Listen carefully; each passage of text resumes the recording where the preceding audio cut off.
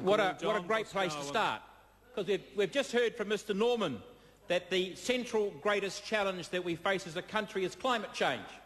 Well, he reminds me of Kevin Rudd, who said just last year that the greatest moral dilemma facing the world was climate change. That's what Kevin Rudd was. That's what Kevin Rudd said. And what did he do? He planned to introduce an emissions trading scheme, and just less than a month ago he said he wouldn't introduce an emissions trading scheme until at least 2013. And the impact of that, sir, is that puts New Zealand right out in front, because we are the first and the only country to have an emissions trading scheme that is going to put our businesses and our exporters at risk when our three largest trading partners, Australia, China and the United States, don't have an emissions trading scheme and don't put a tax on electricity and petrol in the same way, sir, that we are going to be doing.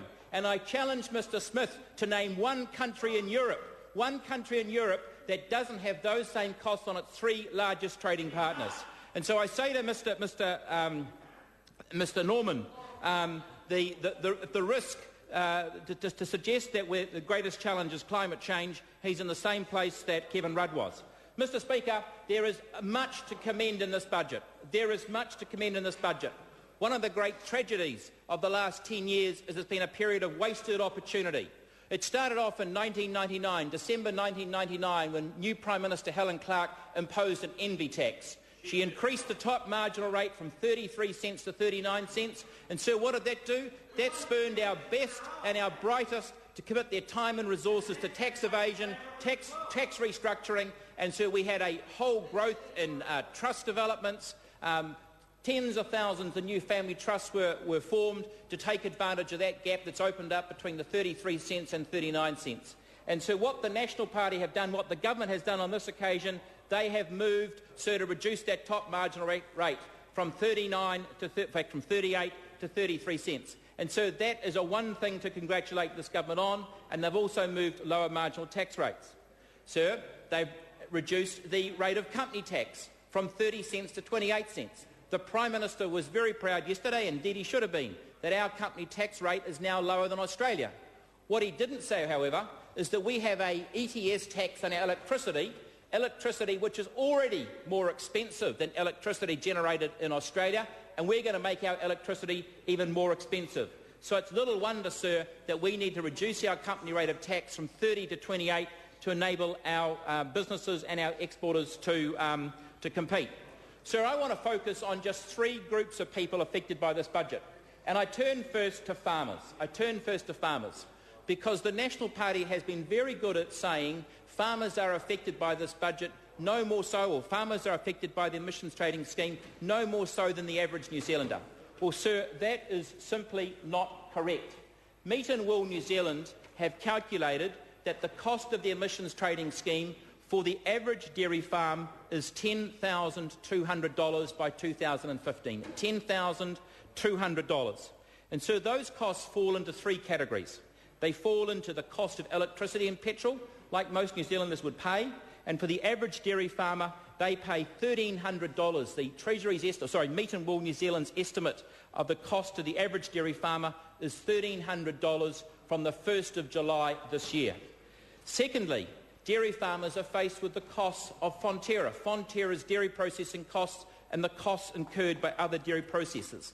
That is electricity, that is the emissions they have to pay for on gas and coal that they purchase to create steam, which is necessary in the processing of milk.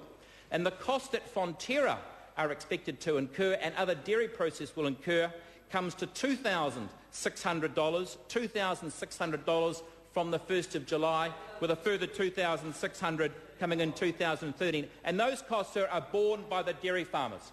Fonterra is a cooperative of dairy farmers, and those costs fall to dairy farmers. And so the cost that dairy farmers will face in the first year of the ETS is $3,900.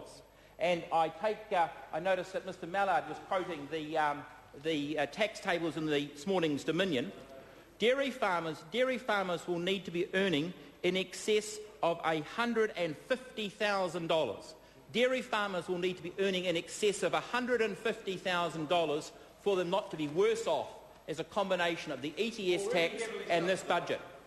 The same, sir, can be said of beef and sheep farmers. Now, sir, they don't incur costs to the same extent, but they certainly incur far more than the average New Zealander does. And they incur it for not just electricity and fuel, diesel and petrol. So do I say to the farmers of New Zealand, there is only one party, it would seem, who's prepared to stand up and fight this emissions trading scheme, because this budget was a real opportunity for the government. I'll come to foresters, Mr. Smith. This budget was a real opportunity to suspend this emissions trading scheme. I've explained earlier that Australia has put its emissions trading scheme off until at least 2013, and the reasons that Mr. Rudd gave for that was simply the fact that no other countries were following. Australia wasn't prepared to lead the world. Our Prime Minister promised he wouldn't lead the world, and that is exactly what we have done. We have been catapulted into world leadership because, unlike the countries of Europe, unlike the countries of the European Union, who put costs on themselves to equally disadvantage each other, what this government has done is it's put costs on businesses and exporters that none of our three largest trading partners are incurring. Okay, let's look at foresters. Mr. Smith says, what are you going to do with foresters? Well, Dr. Smith told this House, if I heard him correctly, less than a month ago, that this government was going to allocate $1.1 billion of credits to foresters who planted trees since 1989. $1.1 billion.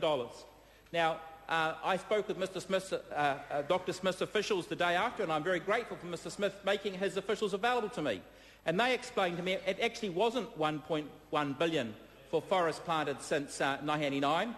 It was $685 million for forests planted since 1989, and some $400-odd million for forests planted before 1990. And now that's a very important distinction, Mr. Speaker, because foresters who planted trees since 1990, and there were hundreds and hundreds of thousands of hectares of New Zealand planted in forest since 1990, those people, Mr. Chair, those people didn't plant those forests in expectation of subsidies from this government, didn't plant it in expectation of $1.1 billion worth of subsidies. And let me quote, Mr. Chair, from a newsletter of Green Plan. Green Plan is a company based in the Taranaki-Tikawiti area. And what does it say to its investors? It said, when most of you invested in Green Plan, the ETS wasn't known about and global warming had just started to become a buzzword. The prospectus didn't mention who would get what if ever we sold carbon credits. In fact, carbon credits didn't come into common jargon until after the turn of the century. Carbon credits didn't come into common jargon until after the turn of the century. And so there is a real reason that the income tax cuts in this budget are not greater. There is a real reason that we're having to have a 2.5% increase in GST, is that this government is determined to give $1.1 billion of credits of money to people who weren't even expecting it, by their very, very own words. Green Plan's newsletter to its forest investors is, you guys have never been on such a good deal, you're going to get a windfall gain, and all we ask is that you give us 10%, and you, the clients, can keep 90% of them. And, sir, it's an absolute tragedy, because unless this emissions trading scheme is suspended before the 30th of June, we're going to have $1 to $2 billion. And I see Mr. Mallard listening, interestingly.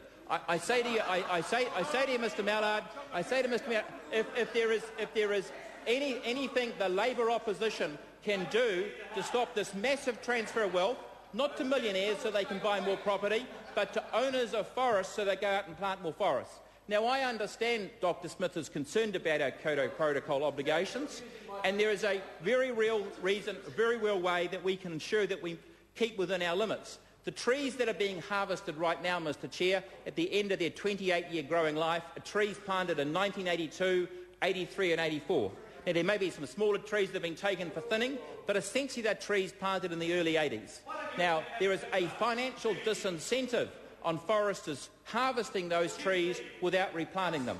It would be absolutely possible to amend the emissions trading scheme, Mr. Chair, so that those people continue to have that financial disincentive. Mr. Chair, I could go on. There are superannuitants who won't be fully invested. But, Mr. Chair,